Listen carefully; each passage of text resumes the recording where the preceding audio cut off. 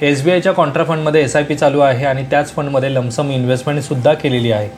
पण गेले 2 वर्ष झाले NAV फार काही वाढला नाही. म्हणजे 2 वर्षामध्ये ज्यांनी SIP केली असेल किंवा ज्यांनी लमसम इन्व्हेस्टमेंट केली असेल त्यांना ऑलमोस्ट रिटर्न 0 आले असतील किंवा काहींना तर आलेसुद्धा नसतील. असे अनेक प्रश्न तुमच्या मनातसुद्धा आलेले असतील आणि त्याच्याशीच रिलेटेड आजचा हा व्हिडिओ असणार आहे. तर चला व्हिडिओला स्टार्ट करूयात. पण व्हिडिओला स्टार्ट करण्याअगोदर जर तुम्ही चॅनलवरती नवीन असाल आणि चॅनलला अजूनही सबस्क्राईब केलं नसेल तर चॅनलला सबस्क्राईब करून ठेवा, म्हणजे असेच इन्फॉर्मेटिव्ह व्हिडिओज तुम्हाला या चॅनलवरती पाहता येतील. तर व्हिडिओच्या सुरुवातीलाच मी तुम्हाला सांगतो, या व्हिडिओमध्ये ज्या फंडबद्दल मी तुम्हाला सांगतो त्यामध्ये माझं कुठेही रिकमेंडेशन नाही की तुम्ही बाय करावं, होल्ड करावं किंवा सेल करावं. हा एक एज्युकेशनल पर्पजसाठी बनवलेला व्हिडिओ आहे. तुम्ही त्याच्याकडे त्या दृष्टीने पहा. तर सर्वात अगोदर कॉन्ट्रा फंड म्हणजे काय हेच बऱ्याच लोकांना माहितीच नाही आहे. म्हणजे फक्त SIP करायची आणि SBI सारख्या मोठ्या ब्रँडच्या फंडमध्ये SIP करायची आहे म्हणून ते SBIच्या बँकेमध्ये जातात. तिथे असलेली लोक त्यांना SBIच्या कॉन्ट्रा फंडमध्ये SIP सुरू करून देतात आणि आता त्या लोकांचे फोन यायला सुरुवात होतात. कमेंट्समध्ये मला मेसेजेस करतात की सर SBIच्या कॉन्ट्रा फंडबद्दल सांगा, आमची त्याच्यामध्ये SIP आहे. पण जसं तुम्ही लोक सांगतात की म्युच्युअल फंडमध्ये खूप चांगले रिटर्न्स मिळतात, पण गेले 2 वर्ष झाले आम्ही त्यांची SIP सुरू केली आहे पण आम्हाला तर काहीच रिटर्न नाहीत, उलटं आम्ही मायनसमध्ये आहोत अजूनही. आणि लमसम इन्व्हेस्टमेंट करणाऱ्यांची सुद्धा तीच अवस्था आहे की ते मायनसमध्ये आहेत. त्याला रिझन म्हणजे काय तर लोकांना माहितीच नाही की SBIचा कॉन्ट्रा फंड म्हणजे नक्की काय काम करतो. SBIचा कॉन्ट्रा फंड हा असा फंड आहे की जो अंडर व्हॅल्यू किंवा ज्याच्याकडे मार्केटचं लक्ष नाही आहे अशा सेक्टरमध्ये इन्व्हेस्टमेंट करतो आणि ती इन्व्हेस्टमेंट तो पुढचे 3, 4, 5 वर्षसुद्धा होल्ड करण्याची कॅपॅसिटी ठेवतो. अशा फंडला म्हटलं जातं कॉन्ट्रा फंड. म्हणजे मार्केट जर या दिशेने चालू आहे तर तो विरुद्ध दिशेने चालणार, त्याला म्हटलं जातं कॉन्ट्रा फंड. म्हणजे जर मार्केटमध्ये रॅली आहे, मिड कॅपमध्ये खूप चांगले पैसे बनतात आहेत, स्मॉल कॅपमध्ये पैसे बनतात आहेत, फार्मा कंपनीजमध्ये खूप चांगले रिटर्न्स बनतात आहेत, तर तो त्या कंपनीजमध्ये अजिबात इन्व्हेस्ट करणार नाही किंवा इन्व्हेस्टमेंट केली तरी त्याची इन्व्हेस्टमेंट ती खूप कमी असेल. तो अशा सेक्टर्समध्ये इन्व्हेस्ट करतो की ज्या सेक्टर्समध्ये लोकांचं आता लक्ष नाही आहे किंवा लोक त्याच्यामध्ये इंटरेस्टेड नाहीत. फॉर एक्झाम्पल आत्ताचं सध्याचं IT सेक्टर जर तुम्ही पाहिलं तर हे अशा सेक्टर आहे की ज्याच्याकडे लोकांना असं वाटतं की नाही काही होऊ शकत नाही. किंवा त्यानंतर जर तुम्ही पाहिलं तर फार्मा सेक्टर म्हणजेच हेल्थकेअर सेक्टर जे आहे ते सुद्धा अशाच प्रकारचं आहे. म्हणजे कोरोनानंतर काही कंपन्यांच्या शेअर्स म्हणजे फार्मा रिलेटेड कंपन्यांच्या शेअरच्या प्राईसमध्ये खूप सारा चेंजेस झाला. पण आता जर बघितलं तर आता कोणी फार्मा कंपनीच्या शेअर्समध्ये खूप जास्त इंटरेस्ट दाखवत नाही, त्यामुळे अशा कंपनीच्या शेअरची प्राईस आता कमी झाली आहे किंवा अंडर व्हॅल्यू झाली आहे. मग ह्या कंपनीजमध्ये तो इन्व्हेस्ट करतो. मग आता ह्या कंपनीजमधली जी इन्व्हेस्टमेंट आहे ही कधी वाढेल जेव्हा मार्केटमध्ये त्याला डिमांड येईल. आता हे डिमांड कधी येईल हे माहीत नाही. वर्षभरामध्ये येईल, 2 वर्षात येईल, 6 महिन्यात येईल किंवा महिन्याभरामध्ये पण येईल.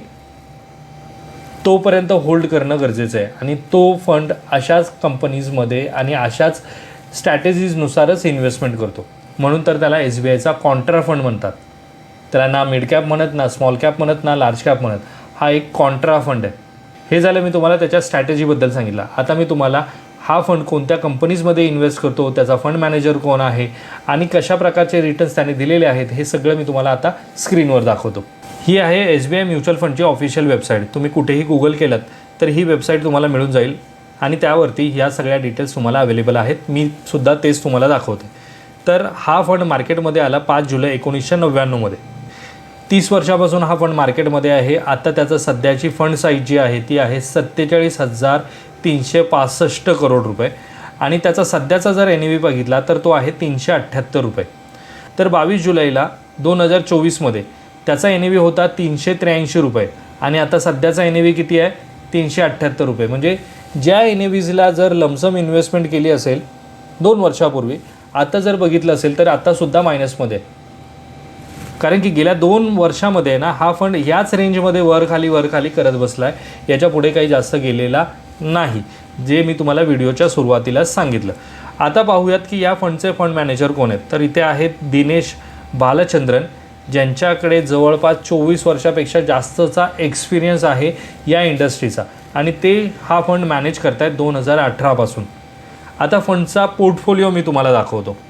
त्याच वेबसाईटवरनं एक डॉक्युमेंट्स मिळतं जे तुम्ही डाउनलोड करून अशा प्रकारे सगळ्या डिटेल्स पाहू शकता. ते डॉक्युमेंट्स मी ते तुम्हाला डाउनलोड करून दाखवतो आहे. तर मगाशी जसं मी तुम्हाला सांगितलं की हा फंड मार्केटमध्ये आला 1999 रोजी आणि या फंडचे फंड मॅनेजर आहेत दिनेश बालचंद्रन, जे 2018 पासून हा फंड मॅनेज करत आहेत. त्यांच्याकडे 24 वर्षापेक्षा जास्तचा एक्सपिरियन्स आहे. आणि आता तुम्हाला दाखवतो की हा फंड कोणत्या कंपनीजमध्ये इन्व्हेस्ट करतो. तर सगळ्यात अगोदर तुम्ही इथे पाहाल HDFC बँकेमध्ये जवळपास 5.82% AUMच्या इन्व्हेस्टमेंट आहे.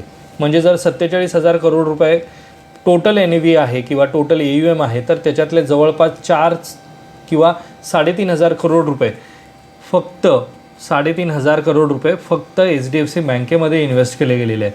त्याच्यानंतर रिलायन्समध्ये जवळपास 5% इन्व्हेस्टमेंट आहे. बायोकॉन इंडस्ट्रीजमध्ये 3.63% इन्व्हेस्टमेंट आहे. ICICI बँकमध्ये आहे, इंडस टावर्समध्ये आहे, Punjab national bank, Kotak bank. म्हणजे जर तुम्ही बघितलं तर टॉपला जी काही इन्व्हेस्टमेंट आहे ना, ती जवळपास फायनान्शियल सेक्टरमध्येच आहे. आणि टॉप 5मध्ये जरी तुमची इन्व्हेस्टमेंट तुम्ही बघितलेत ना, टॉप 5 कंपनीजमध्ये, तर तिथे जवळपास तुम्हाला दिसेल की 10 ते 15% इन्व्हेस्टमेंट इथेच दिसते. त्यानंतर आहे Dabur India, tech Mahindra, ITC, Tata steel, Torrent power, Mahindra and Mahindra financial services limited या कंपनीजमध्ये सुद्धा इन्व्हेस्टमेंट आहे. आणि सगळ्या कंपनीची लिस्ट इथे दिलेली आहे. ह्या साईडला सुद्धा काही कंपनीज आहेत. त्यानंतर जर इथे खाली स्क्रोल केलं, थोडासा ग्राफ खाली स्क्रोल केला, तर तुम्हाला सेक्टर वाईज इथे अलोकेशन दिसेल, ज्याच्यामध्ये सगळ्यात जास्त इन्व्हेस्टमेंट फायनान्शियल सेक्टर्समध्ये आहे. म्हणजे ती बँक्समध्ये असू शकते, नॉन फायनान्शियल्स ज्या बँक्स असतात, जसं Mahindra and Mahindra financial services limited या कंपनीजमध्ये इन्व्हेस्टमेंट आहे. म्हणजे ही नॉन फायनान्शियल आहे ना. तर या फायनान्शियल सर्व्हिस सेक्टरमध्ये जवळपास 24.64% इन्व्हेस्टमेंट आहे. त्यानंतर ऑइल अँड गॅसमध्ये इन्व्हेस्टमेंट आहे 10.50%, हेल्थकेअरमध्ये 9.25% आणि त्यानंतर आहे IT, ज्याच्यामध्ये इन्व्हेस्टमेंट आहे 6.15%. त्यानंतर आहे मेटल अँड मायनिंगमध्ये 5.18%. म्हणजे टॉप 5 जर तुम्ही इन्व्हेस्टमेंट तुम्ही बघितली, सेक्टर वाईज इन्व्हेस्टमेंट बघितली, तर जवळपास 55 ते 56% इन्व्हेस्टमेंट फक्त टॉप 5 सेक्टर्समध्येच आहे. आणि बाकीच्या सेक्टर्समध्ये खूपच कमी इन्व्हेस्टमेंट आहे. मग समजा एखादा आता समजा रॅली चालू झाली, म्हणजेच मार्केट पळायला सुरुवात झाला आणि त्या पळणाऱ्या मार्केटमध्ये जर ऑटोमोबाईल कंपोनंट्स किंवा सर्व्हिसेसमध्ये असलेल्या कंपनीजचे शेअरची प्राईस वाढली, तर या फंडला फारसा काही फरक पडणार नाही, की याच्यामध्ये काहीच व्हॅल्यू नाही आहे. कारण की या फंडने फक्त 0.99%च इन्व्हेस्टमेंट त्या सेक्टरमध्ये केलेली आहे. या फंडला फायदा कधी मिळणार, जेव्हा financial sector, oil and gas consumer जे फ्यूलशी रिलेटेड जे गोष्टी आहेत त्यांच्या कंपनीचे शेअर्स जर वाढले, तर या फंडला फायदा होणार आणि तरच त्याचा NAVचा ग्रोथ पाहायला मिळणार. मग NAV कधी वाढतो, तर जर शेअरची प्राईस ज्या कंपनीजमध्ये इन्व्हेस्ट केलेले आहे त्या कंपनीजची प्राईस वाढली तर बेनिफिट मिळेल ना.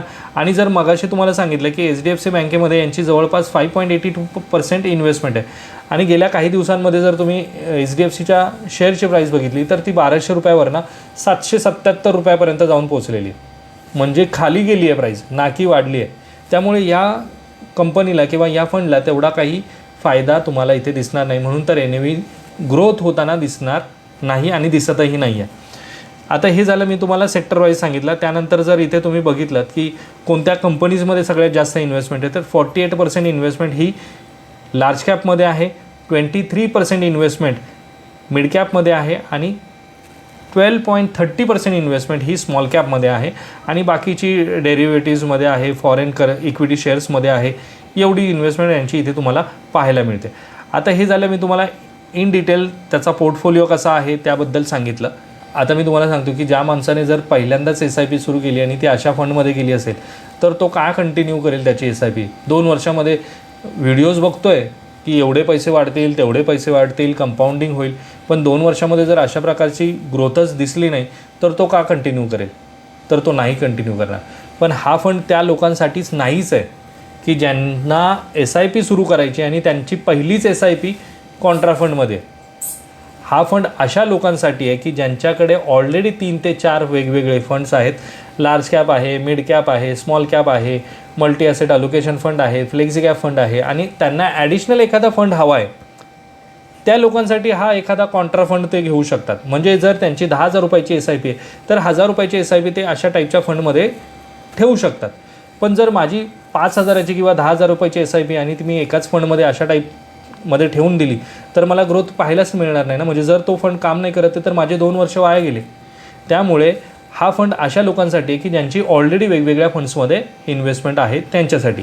पण जो फर्स्ट टाईम इन्व्हेस्टर आहे, ज्यांनी सुरुवातच करायची आहे त्याला SIPची, तर त्याच्यासाठी हा फंड नाही. त्याने लार्ज कॅपमध्ये जावं, मिड कॅपमध्ये जावं आणि अगदीच जर त्याला रिस्क घ्यायची आहे, त्याच्याकडे टाईम होरिझन जास्त आहे 20 वर्षाचा 25 वर्षाचा, तर अशी लोकं स्मॉल कॅप फंडमध्ये जाऊ शकतात, फ्लेक्झी कॅप फंडमध्ये जाऊ शकतात. हा त्यांचा डिसिजन आहे की त्यांच्या रिस्कवरती ते कशाप्रकारे फंड चूज करतात. मी माझी स्ट्रॅटेजी सांगतो. जर माझी 10,000 रुपयाची SIP आहे ना, तर मी 10,000ची SIP, मला डायव्हर्सिफिकेशन पाहिजे म्हणून मी काही SIP स्मॉल कॅपमध्ये, मिड कॅपमध्ये, फ्लेक्झी कॅपमध्ये, मल्टी ॲसेट अलोकेशन फंडमध्ये अशा प्रकारे डायव्हर्सिफाय करेल, ना की एकाच फंडवरती कॉन्सन्ट्रेट करेल.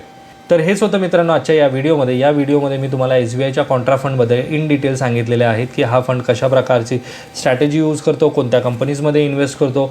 आजचा जर हा छोटासा व्हिडिओ तुम्हाला आवडला असेल तर व्हिडिओला लाईक करा. चॅनलवरती जर तुम्ही नवीन असाल तर चॅनलला सबस्क्राईब करा. भेटूयात मित्रांनो अशाच एका इन्फॉर्मेटिव्ह व्हिडिओमध्ये. तोपर्यंत बाय बाय.